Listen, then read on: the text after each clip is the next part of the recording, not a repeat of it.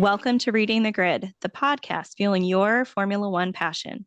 Each week, we explore the stories behind books, movies, and shows that highlight the history of this dynamic sport. Buckle up for a fast-paced journey through Formula One. Now let's jump into it. Drive to Survive is a Netflix documentary series that provides a behind-the-scenes look into Formula One racing. This series follows each Formula One season, offering viewers interviews, racing footage, and team dynamic. Today, we will highlight how drivers manage the pressure of competition, both on and off the track, dive into key moments, and discuss the significant impact that Drive to Survive has had on the lives of its subjects and fans. The season that we are reviewing of Drive to Survive, which we'll also refer to as DTS, covers the 2018 racing season. You will meet most dynamic personalities that ultimately become the most popular figures in Formula One in DTS era. The show also shows capricious nature of the sport affecting the financial fortunes or misfortunes of certain teams and how it affects development of cars and drivers' careers. This season also tries to expand on how mentally tough drivers have to be, since the highs are very high and the lows are very low. And that's a direct Christian Horner quote. This season also spotlights rivalries within teams and between teams. It provides gentle introductions to the basic of Formula One races, especially the midfield, which are not the most successful teams. And it also highlights the danger of the sport by detailing some truly spectacular crashes. For me, this is the best season of Formula One. It is possible that I think that way because it is the first season that I watched. A lot of it stayed with me, and upon rewatch, I did not realize how much action was included. Instead of each episode featuring a separate team, which became the structure of some future seasons, they put a spotlight on just 6 teams, which created a narrative that carried from episode to episode. And of course, this season introduced Charles Leclerc, and the episode featuring him, which I will discuss in a lot more detail later on, made me his fans. Overall, this season was very dramatic. However, future seasons have just as dramatic, if not more, and significant events that happened, but there are not as many lulls in action as there are in future seasons. 2018 was a very exciting season, but I think the 2024 season, which will be revealed in Drive to Survive Season 7, will definitely rival the drama and excitement of 2018. I cannot wait to see that action. Me too. That's going to be a fun one. The impact of Drive to Survive on personalities such as Daniel Ricciardo, Christian Horner, and Gunther Steiner. Daniel Ricciardo, the start of the show, Ricciardo was portrayed as the star. He is so fun-loving when he said, "My name is Daniel Ricciardo and I'm a car mechanic." His personality and charm and wit really struck the right chords with fans and helped him gain popularity, particularly here in the US. I agree. And in terms of drivers, he is an absolute star. But for me, the tragic backstory, undeniable talent, inherent charm and kindness, and the fairy tale ending with him joining Ferrari makes Charles Leclerc also the star of the season. His story is very touching, and you can't help but root for him, especially having him be the second youngest driver in Ferrari's history. It's pretty incredible. And what a tribute to his godfather. Christian Horner's persona was portrayed as a ruthless team principal behind the scenes. His decision-making, along with his diplomatic yet strict demeanor in balancing Red Bull's business and sporting interests, was revealed to audiences. In terms of ruthlessness, I will take your Christian Horner and will raise you one Lawrence Stroll, or Papa Stroll, as he's affectionately or not so affectionately known. Although this season he comes across more as a concerned parent who just wants to make sure that his son succeeds in a guaranteed seat in Formula One, obviously with the intention that he can perform the best as possible. As we discussed from last week, Gunther Steiner at Haas definitely emerged as a fan favorite character in the F1 paddock due to his very straightforward personality. Even though Haas as a team has had its share of ups and downs under his leadership, the American Italian enjoyed his newfound stardom thanks to Netflix Drive to Survive.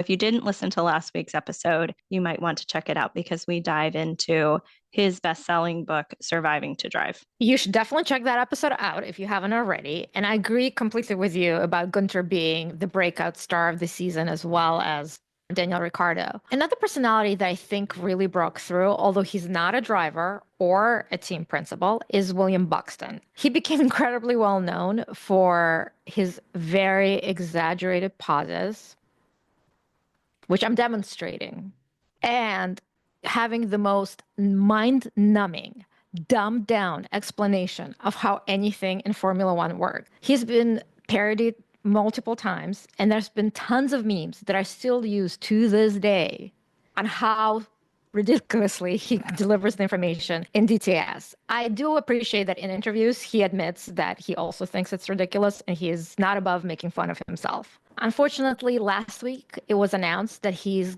leaving Formula One and he'll be commentating for IndyCar, but we still have these DTS episodes to enjoy his very entertaining commentary.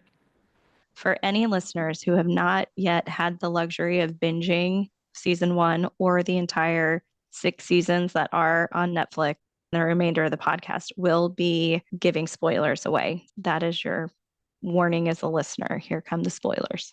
In terms of the breakout moments of this season, for me, there were definitely two big ones. One was Daniel Ricciardo deciding to go to Renault after spending 10 years in Red Bull. And for Renault and Red Bull parting ways, with Red Bull choosing Honda as their new engine supplier. One of the scenes that stayed in my mind is Cyril Abiteboul, who is the team principal of Renault, telling Christian Horner, who's the team principal of Red Bull, as they were waiting to go into a press conference, that he now lost his driver and his engine to Renault. And the look on Christian's face, which is very unsure and a bit chastened, was extremely satisfying if you follow Christian's story arc through all the seasons of Drive to Survive. I could not agree with you more about the Daniel Ricciardo decision to switch. Knowing what we know now, it was painful to watch at the time.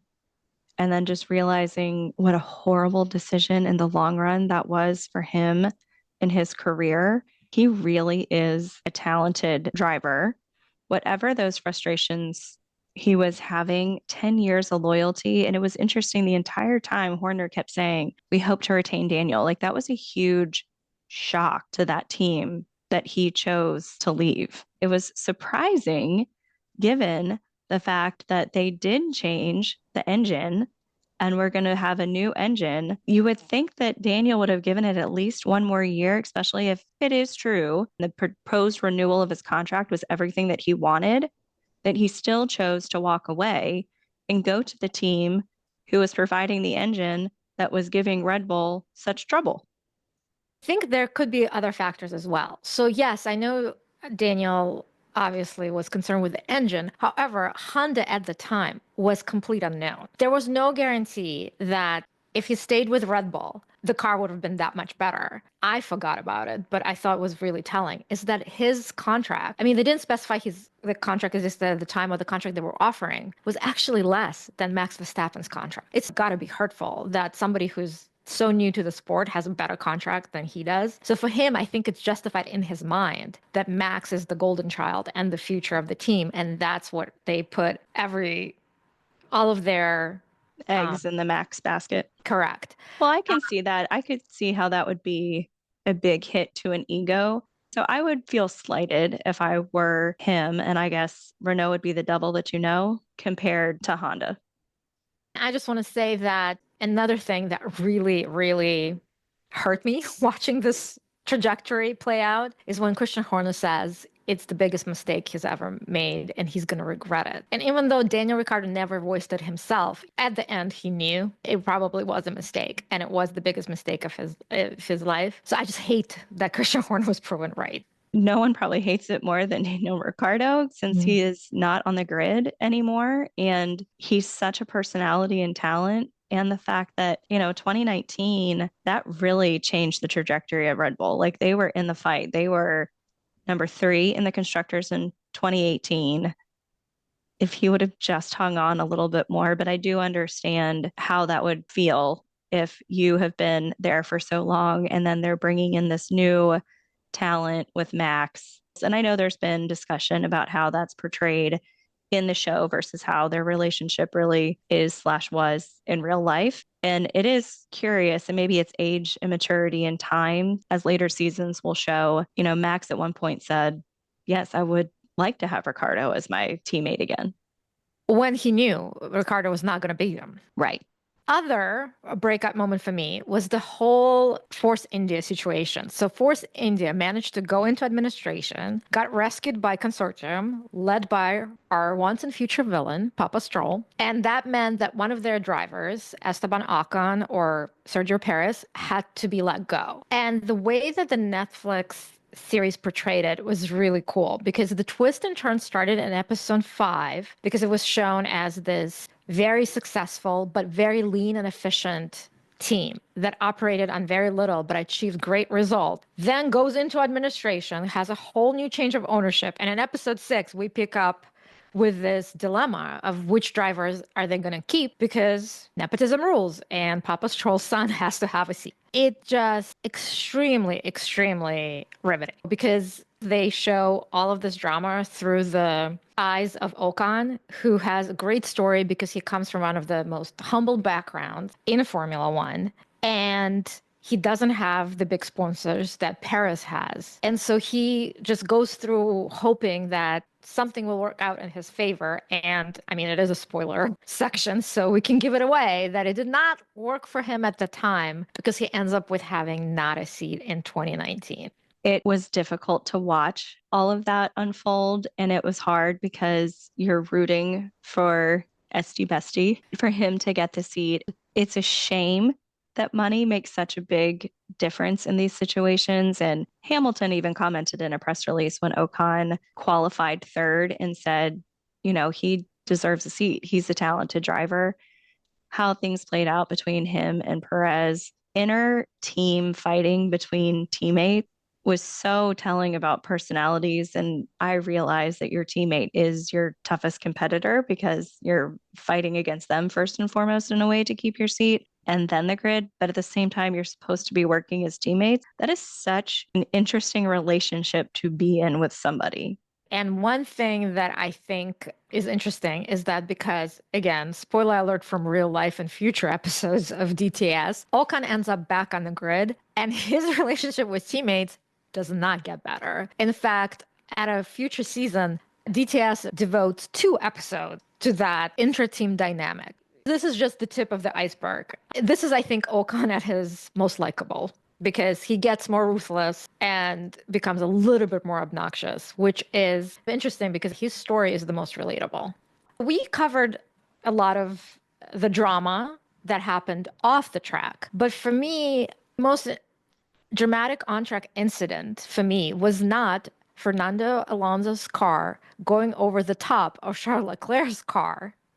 That was insanely intense to watch, especially knowing everything that Charles Leclerc has gone through with Jules and having him in an accident like that, your heart stopped. Exactly. So for me, that wasn't the most dramatic on-track incident. What was for me was the race featuring the other Spaniard on the grid in 2018 in episode 2, which was Carlos Sainz in Baku. So at the time he was driving Renault and they were showing him going through the grid, advancing car by car, but not all of it was him overtaking. There were all these crashes that happened in front of him that he managed to drive away from without any incident. And the fact that they keep the focus on him and his journey as opposed to Max and Daniel Ricciardo colliding. Then there's Grosjean crashing as he's going behind a safety car and weaving to get heat into his tires. And finally, when Bottas gets a puncture, which could have led to a lot, like an on-track debris that would hamper Sainz, but it didn't. So that whole sequence was extremely well done. It was almost like they took cues from Lightning McQueen in the very first Cars movie when they're like, McQueen is in the wreckage. He's never going to survive this, which is kind of funny.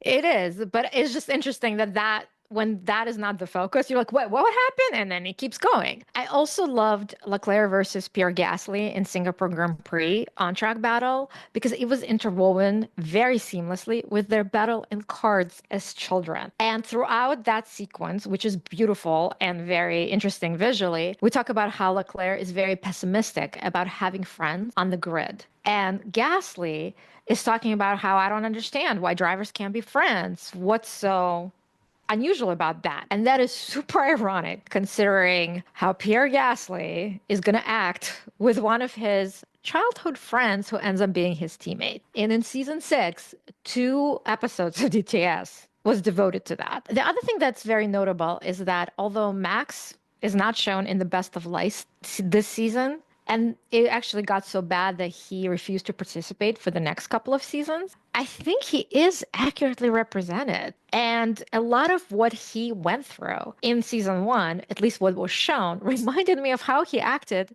in 2024. For instance, he goes on this rant when his power unit failed in Hungary Grand Prix. And there is a very, very famous rant that he unleashed on everyone in Hungary Grand Prix 2024. And I really hope DTS was in Hungary because that rant very much made that race. There was also, they showed the shoving incident, which I first heard about a lot, saw a lot of memes and GIFs where I couldn't figure out where was this from. So they showed this. That happened in Brazil. And then, which basically with Verstappen pushing Ocon until Ocon like almost fell. And in the press conference, they show Max saying, well, he triggered me to push him. I am shocked that he didn't get a penalty or that wasn't discussed. You have Christian Horner doing coverage for him and saying, we never condone violence, but he got in his face and he said he was asking for it and that sort of thing. And that is where his immaturity really showed. And it was disappointing to see someone at his level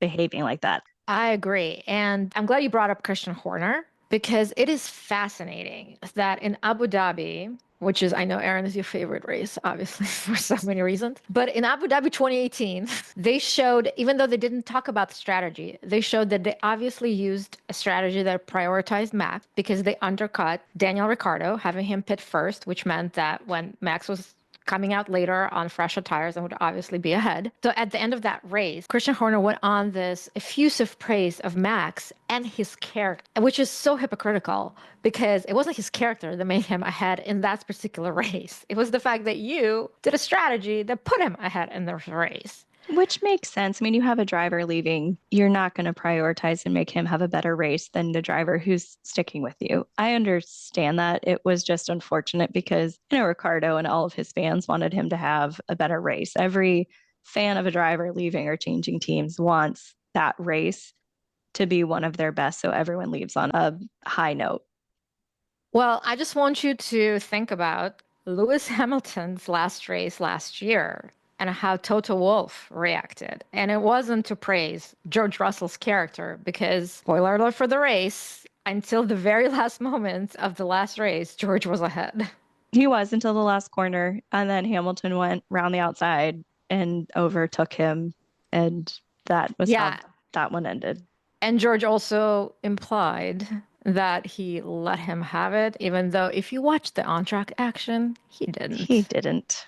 No. In the episode, William Buxton also suggested that Red Bull would regret investing in Max so much. That obviously did not age well at all. Back to your comment about Max not being shown in the best of light. I agree with you. That's his personality. That's who he was at the time. He's aggressive. He matures in later seasons. Young Max is cocky and has a lot of confidence, but it's not making him friends on the grid. We talked about that press conference in Brazil where Max said he was triggered to push Ocon. Buxton said it best. Max needs to learn what battles to fight and has a lot of maturing to do. And he has definitely matured and he definitely picks his battle, but he continues to battle and he continues to show signs of immaturity. My husband likes to remind me that if I watched a young Lewis Hamilton, I would probably be saying the same things about him. I see him now in a much more mature light with more composure in how he handles things. We saw that a little bit with Lando Norris and some of his comments and how they come off. I think that, you sometimes say what is supposed to be only said inside your head, actually use your inside voice, and they say it out loud at times. One of the personal reactions that I had on the broader narrative of the season was to give Christian Horner credit for actually investing in a young driver. It really paved the way to give other teams to make that switch, because historically that's not what was done. They were hesitant to bring in such young drivers and give them a chance fresh in those seats. I mean, Lando Norris is the youngest driver to go in for McLaren that we see at the end, and Charles is the second youngest driver to drive for Ferrari in its history. So I'll give Red Bull a little bit of credit where credit is due with investing so heavily in a young Max. Oh, I agree. And I think Toto Wolff regrets to this day and has some of the actions that he's done in the past year explained by the fact that he missed out on having Max in Mercedes. But I also think it matters what kind of talent comes through, because obviously Max has the raw talent that easily spotted. And of course, you want to give him all the opportunities as soon as possible to make sure that you get the most out of him as soon as possible as well. In the future season of DTS, you'll see some talent come in and show right away that it was extremely the right call to get them into Formula One that early. And then in future seasons, you will not see as many rookies come in, because I think the talent pool at that point was not that deep, and the people coming through did not have as much raw talent and couldn't show the result as quickly as Max did or Charles did. After 2019, and until this upcoming 2025 season, we don't see as many rookies, and we don't see the rookies of that caliber coming through. We have talked a lot about on track, off track, and we touched on some of the team drama. Let's get into the team dynamics. I would say, based on the standings, the most cohesive teams in the 2018 season opted not to participate in the show, Ferrari and Mercedes. Out of the ones that participated in season one, there is so much drama among every driver pairing. It is hard to say who has the best dynamic. I think, Ina, that we should rate our top 3 most contentious pairings and go from there. What do you think? Who tops the list for you? To paraphrase Tolstoy's opening line, Anna Karenina, each cohesive team is the same. Each dysfunctional team is dysfunctional in its own way. So for me, the team of Ocon, Perez, and Force India would definitely be at the top. As we talked briefly before, there's such a contrast in personality and circumstances. For instance, Ocon is one of the tallest drivers on the grid. Perez is a lot shorter. Ocon was only 22 in his second season in 2018. Perez was 28 and in his 7th season. There's also the difference between their personal circumstances, because Perez has the backing of the richest man in Mexico, Carlos Slim, and his father's a politician, so we can assume he was well off. Whereas Ocon, as we detailed earlier, came from very humble circumstances. So nothing exemplifies this better than the Mexican Grand Prix, where Perez took a private helicopter to get to the track, and Ocon had to take a regular car and get stuck in traffic. Their animosity is totally understandable. Again, they don't really have that much in common. They're both fighting for their place on the grid. As will be shown in the future, Ocon has a tendency to crash into his teammates. I also wanted to point out that it was very interesting that after hearing that Ocon could not secure a place on the grid and will be out of Force India at the end of the season, Perez said that one day it will be me, which is very prescient of him, because that's exactly what happened to him in 2024. I think he also self-sabotaged a little bit in 2024. We'll talk about that a little bit more, because he renewed his contract. Things were going well, then they weren't going well. It was the car, it was a lot of things. I'm very curious how season 7 portrays that when we get to review season 7 with him. But yes, he does lose his seat at the end of 2024. While we're talking about heated rivalries and dysfunctional teams, I would say the competition between Renault and Haas throughout the season was highlighted really well. Netflix did a great job of storytelling and narrating that tension and weaving that throughout the entire season. And then it really comes to a head and down to the final lap. They really drive home that drama and make it exciting for fans to see, especially between Kevin Magnussen and Hulkenberg. And then when Grosjean goes out, they make the call to the stewards to have them review Carlos Sainz, which then gives him a penalty. And so it really shows how cutthroat it is. They had said in episode 4, this is the Piranha Club. It's worse than swimming with shark. And it's true. The teams have so many different strategies. It really is very cutthroat, which also brings to some of the drama and excitement, which is fun to watch. I thought they did a great job of really holding on to that dramatic tension in that race until the very last lap. So, how about we get into our favorite episodes and scenes? Clearly, you have mentioned episode 8 a few times. Why don't we let you have the floor, Ina? Buckle up, as this might take a minute. So, episode 8 was where we are introduced to Alfa Romeo's Sauber team and their rookie driver for 2018, Charles Leclerc.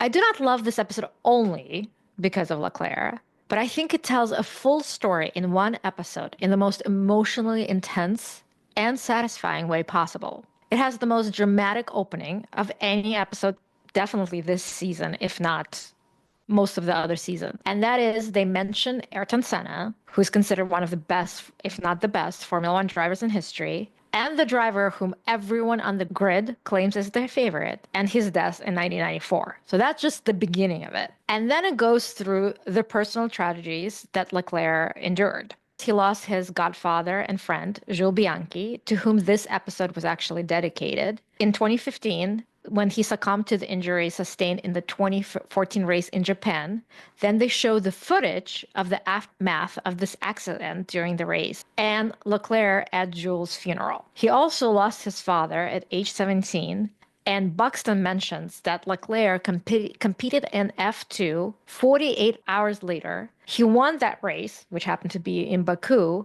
after dropping to the last place during the race. So that predisposes you to right away know how insanely talented and mentally strong he is. It then shows Leclerc's journey through all the races in 2018, where he's taking this car that is considered one of the worst on the grid. I believe they were the last the year before. And he keeps putting it in positions and getting points when that was not the expectation. And his teammate, Marcus Ericsson, didn't do half as well as Leclerc in the same car. And that is the reason what we mentioned, that your teammate is your biggest opponent, because with every other driver on the grid, you can always say, well, they have the better car, so of course they're doing better. But if it's your teammate who has exactly the same car, although we can argue whether they're truly exactly the same, then you kind of have nowhere to hide. The episode then shows you that he is from Monaco. He watched races as a kid from his best friend's apartment, and they do a very cinematic view of the vistas of Monaco. And with the cliffs and the yachts and the Mediterranean, it looks absolutely gorgeous and sets you to really get your aesthetic high from it. And they also contrast his journey with Ericsson, who was with the team for 5 years. And although it comes off, in the words of Gunther Steiner, as a good guy, but there's really nothing that special about him on and off the track, so he doesn't pop as much as Leclerc in the same episode. The best twist in the episode happens when Kimi Räikkönen is announced as leaving Ferrari and joining Sauber, and that creates, first, a vacancy in Ferrari, but also tells the Sauber team one of the drivers have to go. As an aside, I absolutely love the moment in press conference where they show Kimi being asked, so why Sauber? Like it was his choice to leave Ferrari. And Kimi answers, and he was always monosyllabic, why not? He was so deadpan in that moment. The look on his face. I just want to say it is really a shame that Ferrari did not participate in season 1, because Sebastian Vettel and Kimi Räikkönen were hilarious as teammates based on all the interactions that are available on YouTube. And I just think that was such a wasted opportunity, because Kimi is always deadpan and Vettel is very funny. So the catharsis of this whole very eventful episode happens in the last moments when Leclerc is revealed that he's going to Ferrari. And you see everyone in the paddock, not just from his team or from Ferrari, but everyone being so happy for him. And I dare anyone to watch this episode and not feel euphoric for what's happening to Leclerc. I also really like the fact that you get to see Fred Vasseur, who is currently the team principal of Ferrari, being the CEO and team principal of Sauber. He looks very stern, as we know from watching his interactions in future seasons and also on the grid. He's very humorous. I just think this episode has everything we mentioned earlier. The highs are insanely highs, the lows are extremely tragic. And so you cannot go through this episode and not become a fan of Leclerc. I am not going to challenge your episode and try to rival it with an explanation of another episode that could possibly top that one, but I will share a few moments that stuck out for me within other episodes. The Daniel Ricciardo win in Monaco is a big one for me. It was so unfortunate that that pit stop cost him the win. I guess it was 2016. So for him to have redemption in that was exciting to see. He is such a likable character. And for him to have had that defeat and then come back, that was really exciting. And I have to tell you, actually seeing Haas get a win when Kevin Magnussen finished fourth and got them some solid points. And I know they were so close in the fight between them and Renault to come in fourth or fifth in the constructors that year. And they did come in fifth. They had some good momentum. They're a young team. And Steiner is such a character. So to see them have something positive happen where he could not feel like hiding on the pit wall, that was good to see for them too. And one thing about Daniel's win in Monaco, so extremely memorable. And I have to say, until you know whose win in Monaco last year, I thought was the most entertaining celebration I've ever seen of a win. Like it was so memorable. But as we mentioned again earlier, it was also heartbreaking because I knew that was the highlight of his career. And that is extremely disappointing because I think he could have and should have done better. I'm glad he got to enjoy that belly flop into the pool at the end because that had to hurt a little bit, but he seemed to enjoy it. So having him have that celebration was good. You just wish that there are more of them in his career. Let's get into some wildcard topics about this season. Why don't we go through either pick a best team radio moment, most unexpected plot twist, funniest scene? Let's give some superlatives out for season one. Okay, I can go first. So I will go with the best, but also the most unexpected radio moment, which is Daniel Ricciardo's angry radio when Paris and Force India overtook him and when Bottas ran into him. First of all, you could hear the disdain in Daniel's voice. He's like, Force India, like, how dare they? And then when Bottas ran into him, I never heard him that angry. And also, it was very satisfying when he managed to get ahead of Bottas in a damaged car. Like, I almost feel it's a theme for him because he won Monaco, he had a damaged car. He overtook Bottas, he had a damaged car. So maybe that's what needs to happen for him to be that good, is that he has to have a damage in the car where he forgets about everything else and just goes for it. It's not necessarily superlative, but I call it lost to time, which is nuggets that I either completely forgot about or did not pay attention to when I watched it the first time. But they definitely mean a lot more now. So for instance, Lance Stroll actually called himself a paid driver. Mazepin appeared as a reserve driver for Force India. Wait until we get into season 4 of DTS. Atma Safnauer, who ended up being very memorably team principal of Alpine, was the team principal of Force India. That man cannot escape drama.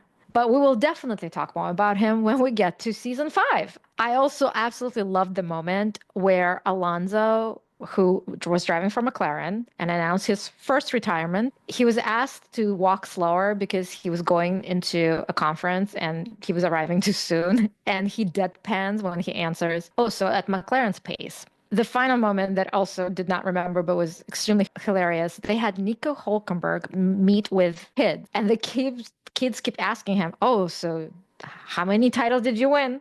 He didn't win any. Have you been on the podium? To this day, he hasn't been on a podium. And so they ask him, so how are you famous? Which I thought was, from the mouth of babes, a very true statement. Let me hold this mirror up right in front of you and face the reality that you have had more years on the grid with 0 wins than any driver ever. That is not a statistic I would want to be the holder of.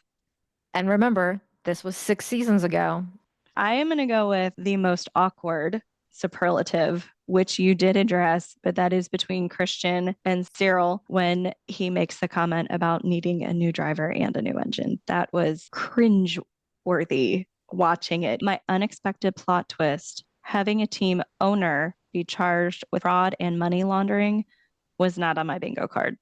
If you are surprised by a team owner being charged with fraud, please look up Gene Haas. The other thing that they touched on a little bit and then they pulled back on was the Alonso McLaren relationship and how a lot of drivers and other teams even thought it was concerning that Alonso was having such a hand and they were only hiring people that he liked, that he wanted to work with, that it seemed like he was in control. And I know there was speculation that is he going to buy into the team? I think it was a good thing for McLaren that Alonso decided to retire after that season. Obviously, they announced at the end of season one that we had this new exciting talent in Lando Norris, and we know where that goes, which is exciting to see as they develop him. But for the tide to switch at McLaren, I think it was a good thing for Alonso to step aside. Absolutely. And I have to say that notice that they did not only show Lando Norris, but they also showed George Russell. They did miss another rookie who joined 2019, but we will address it in DTS season 2. As we wrap up our discussion on season 1 of Drive to Survive, let's hit on our overall takeaways from the impact of the season and how it sets the stage for the next season and how that ties into current F1 events.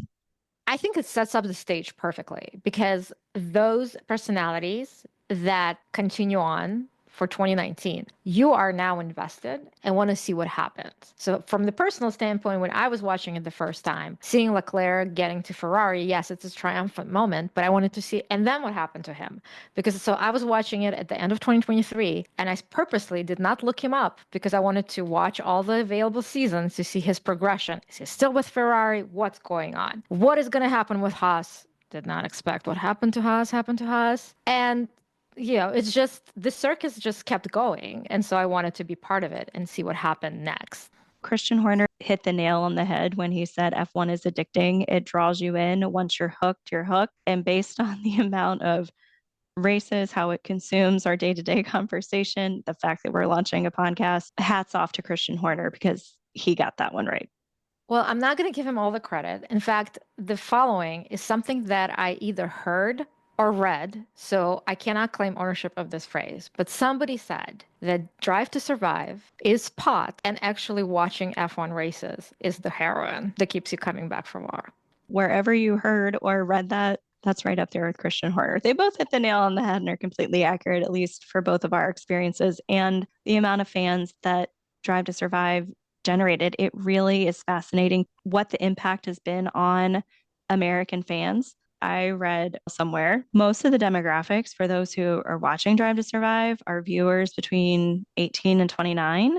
Most of the new fans are from the US, 37%, I believe, 12 from the UK and 9 from Australia. It has been credited with helping increase the number of Formula One fans in the US. There was a 2022 poll that found 53% of adult US F1 fans said the show was the reason they became interested in F1, which is pretty significant if you think about the impact that this show has had on the sport. It's phenomenal to see it unfold in real life. The storytelling that they do in the show, they really have done a good job highlighting the drama, really making you feel like you're either on the track or in the car. And it's just a pretty amazing thing what the show has done for the sport.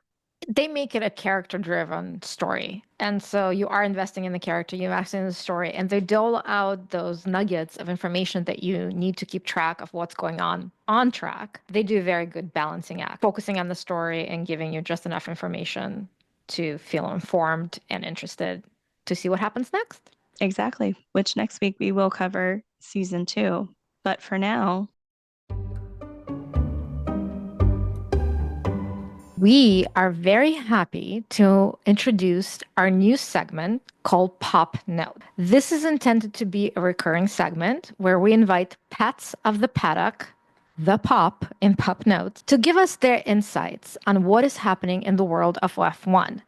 It will become a regular feature of the podcast once the 2025 race season starts, so we thought we would give you a preview from our special furry friends reviewing the F1 Grid Das Secret Santa 2024.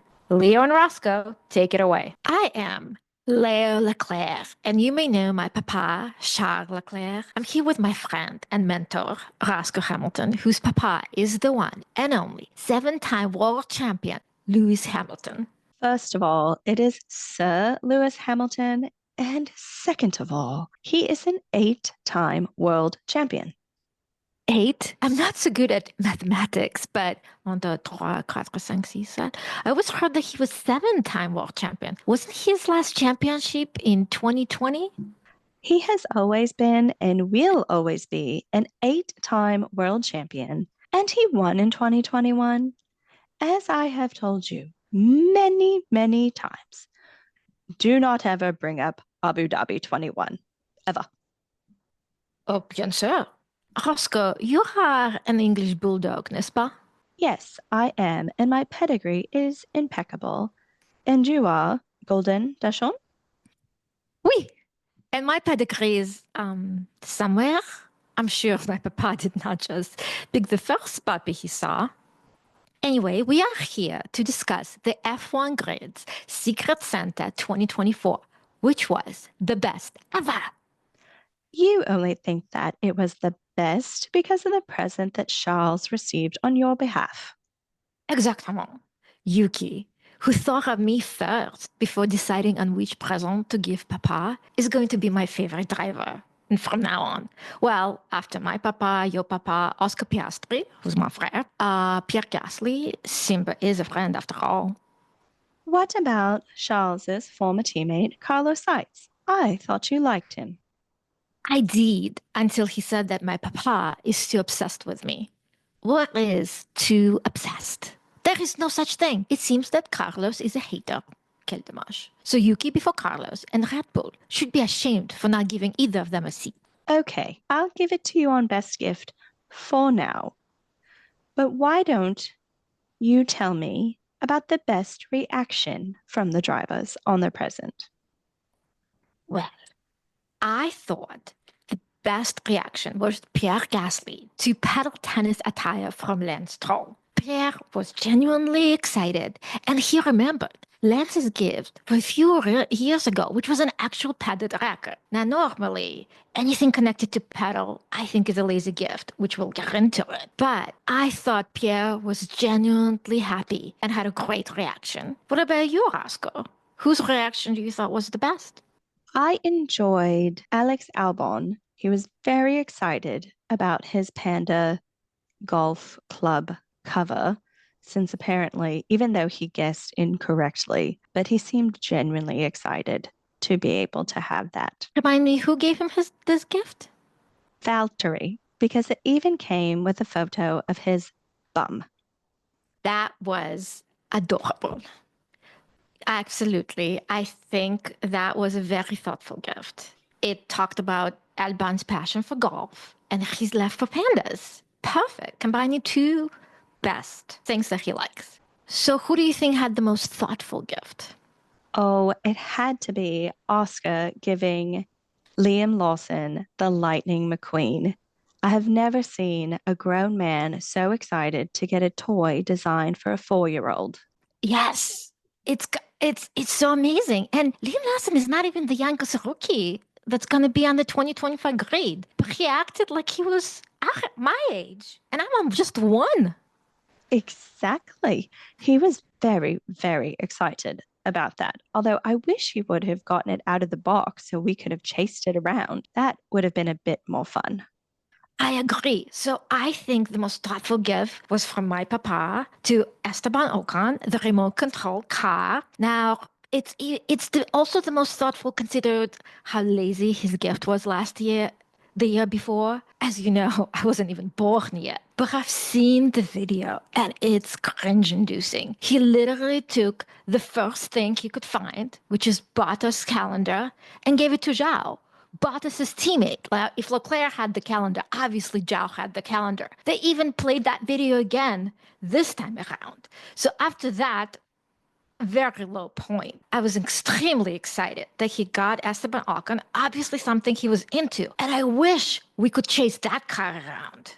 Oh, that would have been fun. It would have almost been as good as when your papa's former teammate had to wear the giant chili costume because his gift giver did win points. And that's what he said. If Zhao wins points or Saba, I will put on the giant chili costume. And he had to. How funny was that?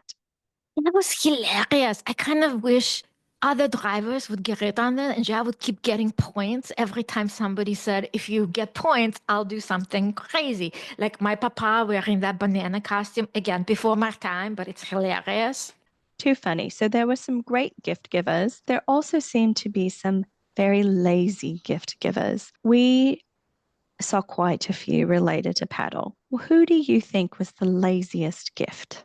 It's got to be George Russell to Lando Norris. Now, Alex Albon gave Oscar Piastri the same gift, i.e., pedal lessons, which was extremely lazy. But Patrice Oscar acted like he didn't mind it. Lando was so offended, super offended. So I think, well, he had the worst reaction for sure, but also because the gift was extremely lazy, insulting. And I'm not sure if George was trying to be funny, but it wasn't funny. And we have to stop relying on pedal for gifts. I agree, because I don't even know if paddle was spelled correctly. I mean, I am a bulldog, but I can't recall if all the correct letters were on there, first of all. And then Lando wanted to send it back. Don't re-gift or do that. That is just poor manners, at least on the English side of things. And George Russell should have known better about that one. Although your papa's former teammate did buy his gift clearly at the airport because the writing on the modeling clay that he gave to Franco Colapinto was in Arabic. Well, it doesn't matter when you buy the gift. I actually thought it was fun. I did not appreciate Franco throwing the red out. I mean, everyone loves Ferrari. So at some point he might want to be in the car. Do you think they will not remember that he threw the red clay off the balcony? Oh, that will be forever remembered. Don't worry. The Italians don't forget a thing. Agree. So I don't know. I don't think Colapinto will ever be a Ferrari driver. You heard it here first.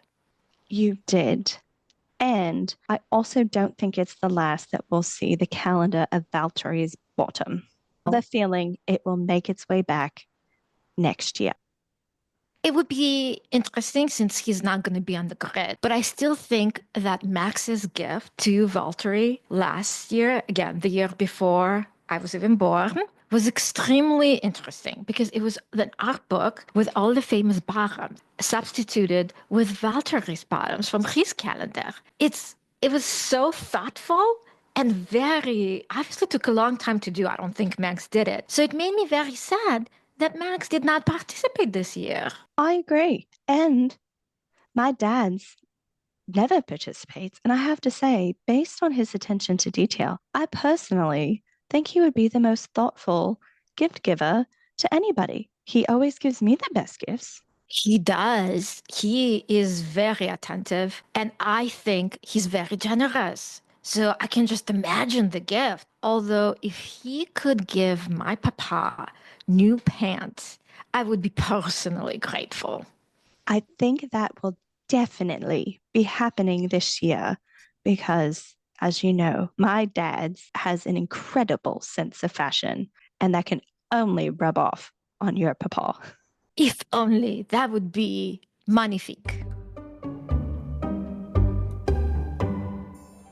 We do have to issue a correction from last week's episode. I stated that Lewis and Charles were 2 of 3 drivers to win their home Grand Prix, when in fact they were the only ones to win their home races in the 2024 season. Thanks so much for hanging out with us today. We really hope you enjoyed our recap of Drive to Survive Season 1 and the debut of Pop notes, don't forget to hit that subscribe button so you never miss an update. We'd also love to hear from you, whether it's your thoughts on today's episode, your suggestions for F1 books, shows, or movies to explore, or a shout out to your favorite pet of the paddock. Connect with us on Instagram, YouTube, or X, or drop us an email at readingthegrid@gmail.com. We want your ideas to fuel the podcast, so don't be shy. Thanks for joining us on Reading the Grid. Until next time, keep your engines running and your pages turning. See you soon.